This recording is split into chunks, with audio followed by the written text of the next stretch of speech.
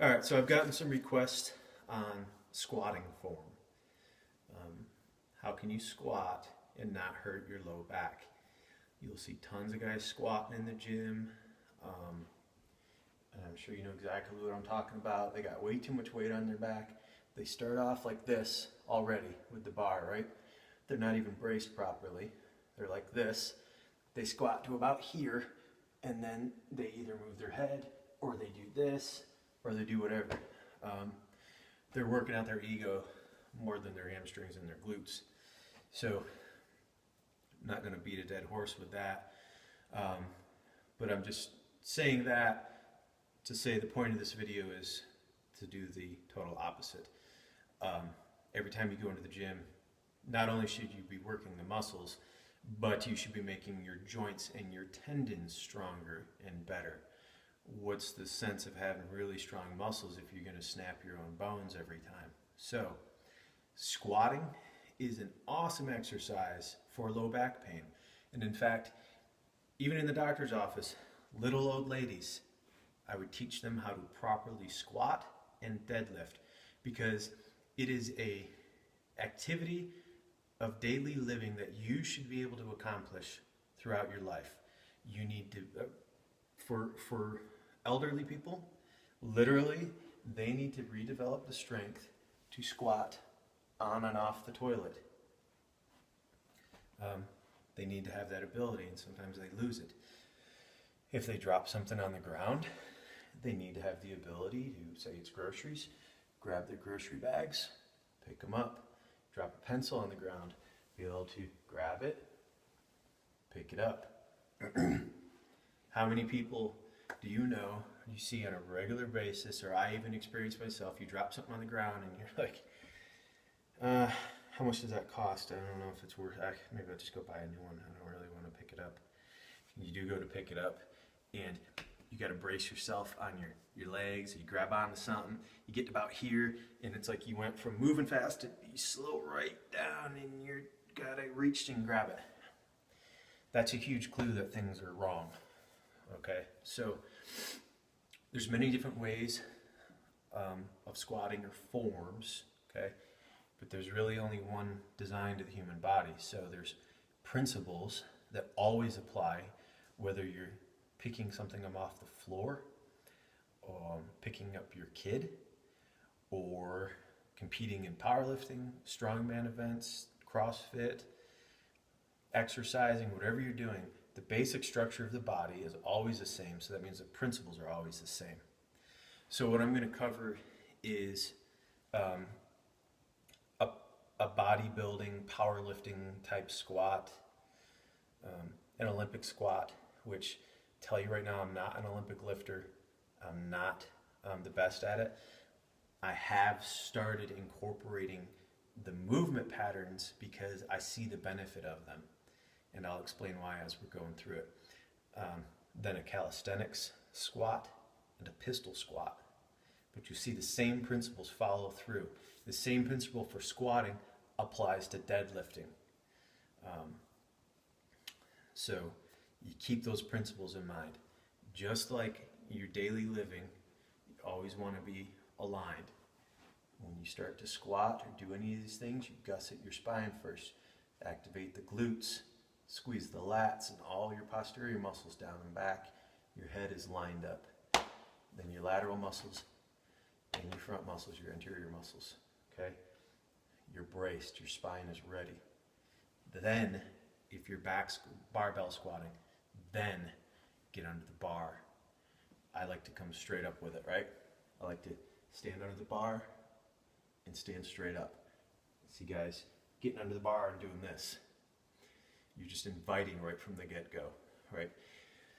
To get hurt. You have to be braced before you take that weight. You can't take that weight, let it compress you and wiggle you all down, and then try to brace and correct yourself with 400 or 500 pounds on your back. Do it while you have no load, get yourself in proper position, then take the weight. Okay? Now, from bodybuilders, they'll say you squat close together, that hits your quads more.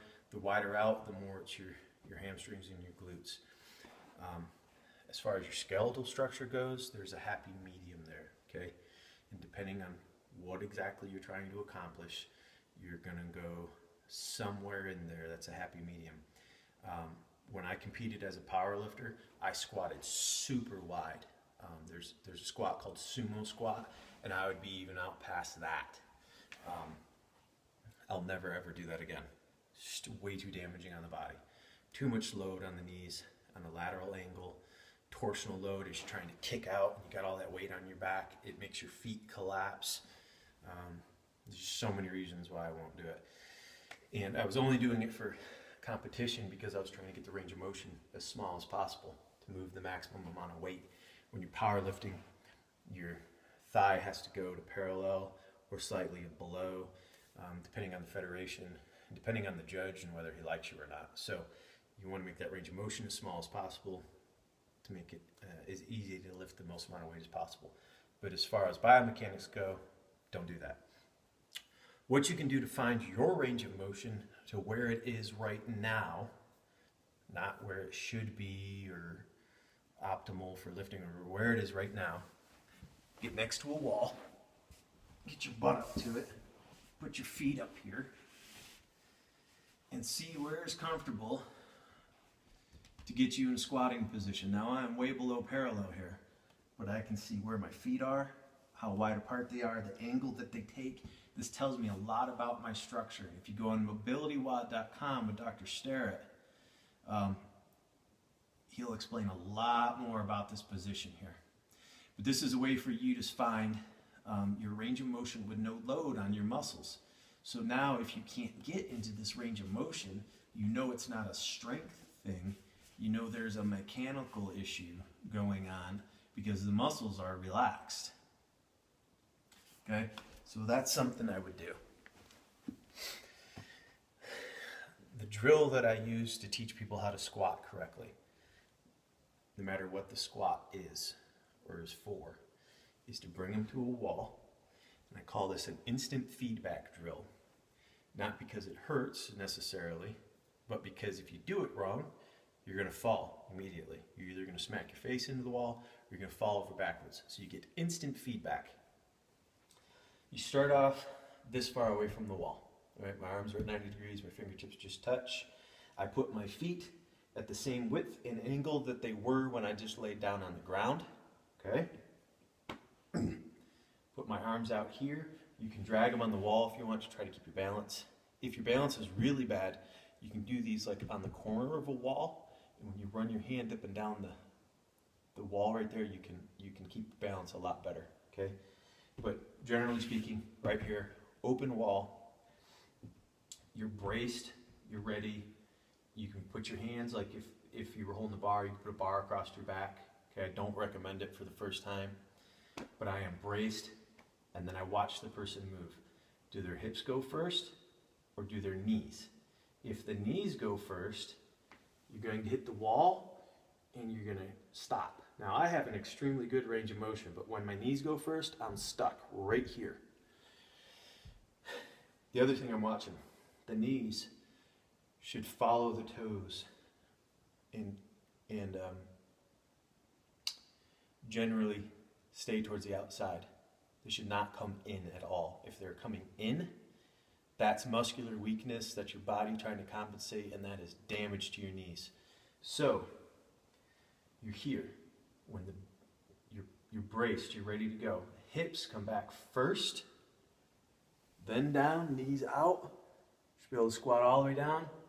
Nose never touches the wall. You don't fall backwards. The weight is evenly placed on your foot. Your heel around to your front foot. You should be able to balance back and forth on that. If you can raise your toes off the ground, all your weight is on your heels, obviously. If you can't, but your heels are off the ground, all the weight is on your toes. You don't want either. You want your foot to be working properly and to be gripping the ground and keeping you balanced, because as you go up and down, where the bar is in relation to your feet changes, so your feet have to be able to change. Once you can do it from this distance, you just keep working your way closer until you can do it as close to the wall without falling over and squat all the way down, all the way back up. When you can do that, then you know you're balanced, you know your knees are going out, not in. If your knees are going in, you'll hit the wall, you'll fall over.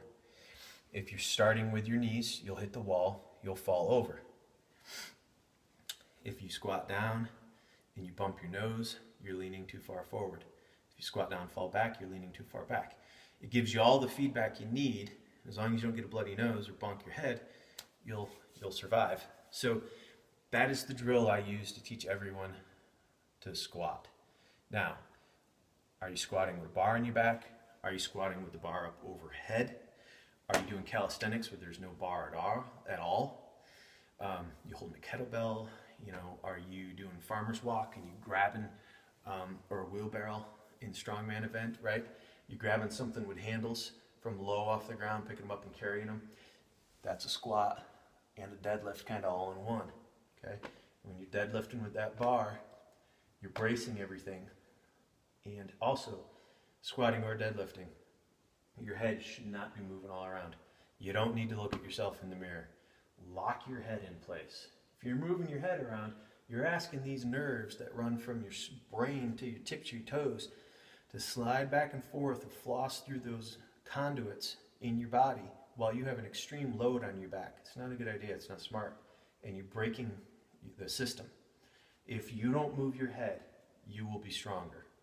So your head gets locked into place if you're deadlifting. What I do in the gym is I come up here, make sure I'm perfectly straight, put my hands out in front of me like Frankenstein, and then I bend at the hips, and grab a hold of that bar, and I come up, right? I bend as far as I can, and then I'll bend my knees, pushing my hips back, get a hold of that bar, my head is not moving, boom.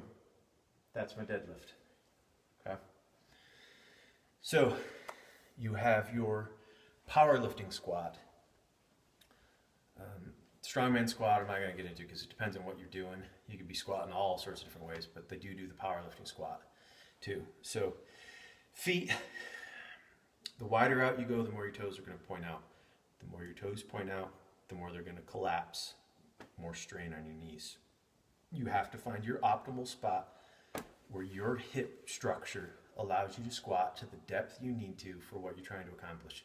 So if you're in a competition, you need to be able to squat to whatever depth they tell you, come back up. So that's where you should train, okay? There's a whole nother realm of talking about muscular imbalances and full range of motion and joint health and things. It's not what I'm talking about right here. I'm talking about if you're trying to bodybuild or powerlift and compete, okay? So you have that bar on your back. Where you have the bar on your back, if you have it down low and you're riding it on your rear delts, or if you have it up high and you're riding it on your traps, is going to change your posture as you come down. It's going to change things. You need to work with that, figure out for you what works. It's a combination of everything. Where your feet are they angled? Are they straight ahead? Is the bar high or low? Mess with these things under minimal load.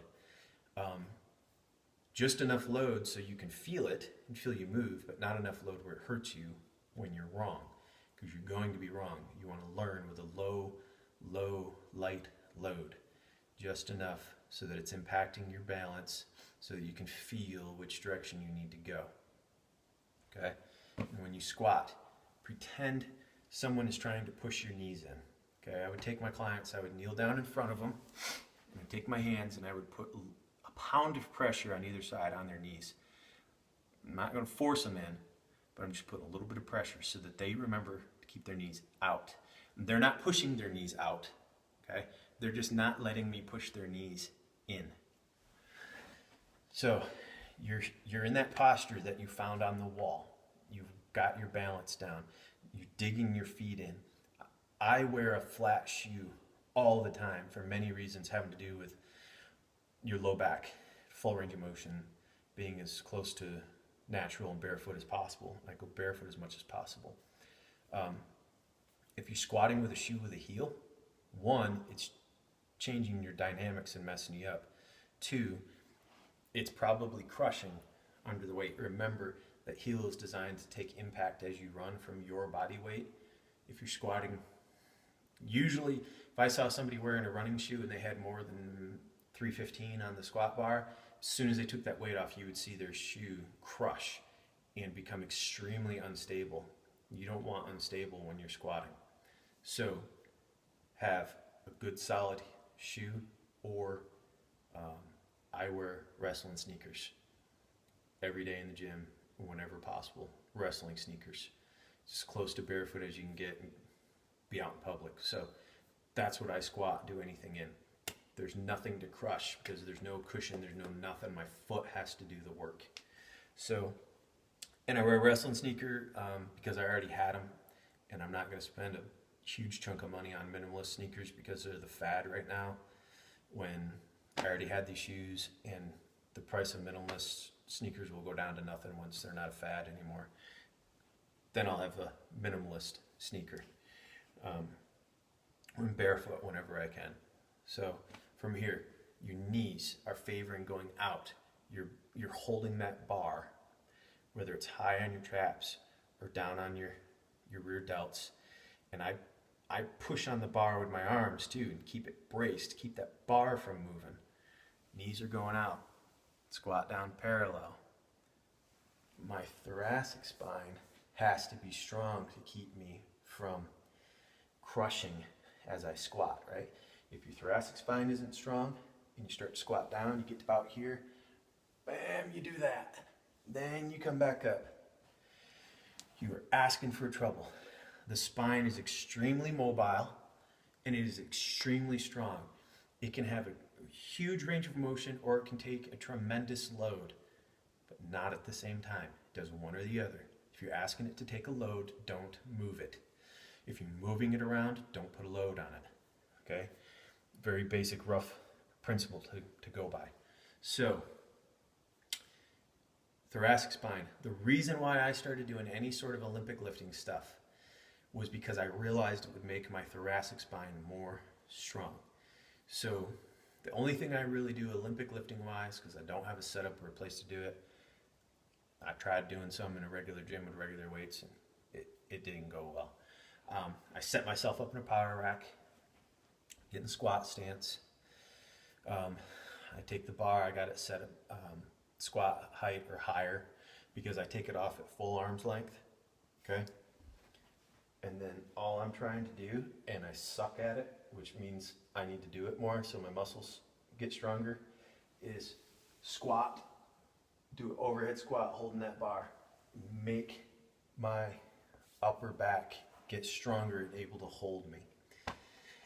And that's purely the only reason I'm doing those. I don't plan on competing in CrossFit or Olympic lifting or anything.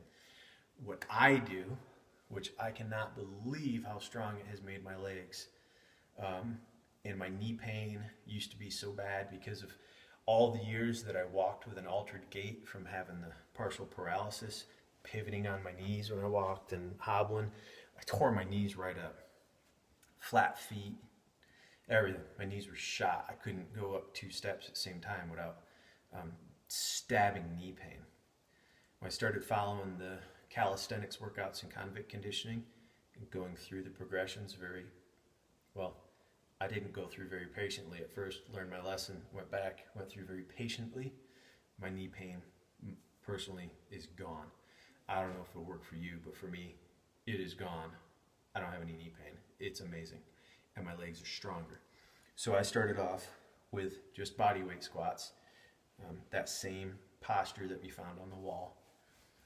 It takes you through the progressions, but basically if you didn't want to follow the book and you just wanted a quick progression to go by, for calisthenics, about this wide, my knees are pointing out, I squat all the way down, and I am going as far down as I can go, because I want full range of motion.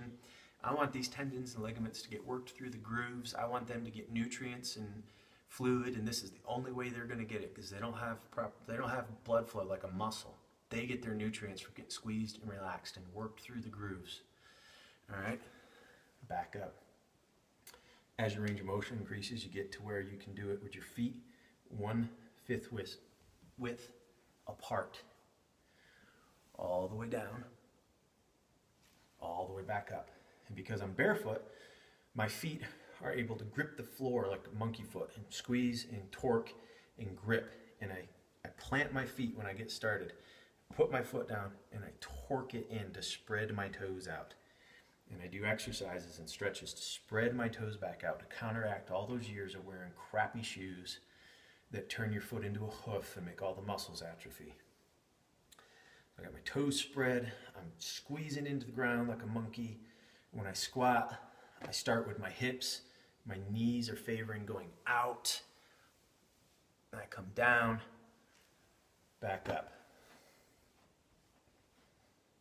I'm braced, my monkey feet are screwed into the floor. I start with my hips, my arms are counterbalance, all the way down. If I'm really challenging myself, I try to hold my arms up, make that thoracic spine really work. Back up. I worked up until I could do a set of 100 of those, easy. Slow and patiently, working, greasing that groove, rehabbing my knees, and then built up into pistol squats. The pistol squat is my favorite thing now. My goal is to be able to do 50 pistol squats on one leg. Don't know if I'll ever reach it, but until I can do that, I don't plan on doing any other sort of squatting because I really don't feel the need. My hamstrings have grown, my knee pain has gone away, my back pain has gone away, my calves have grown and I don't even really train them directly, and I think it's all from the pistol squats.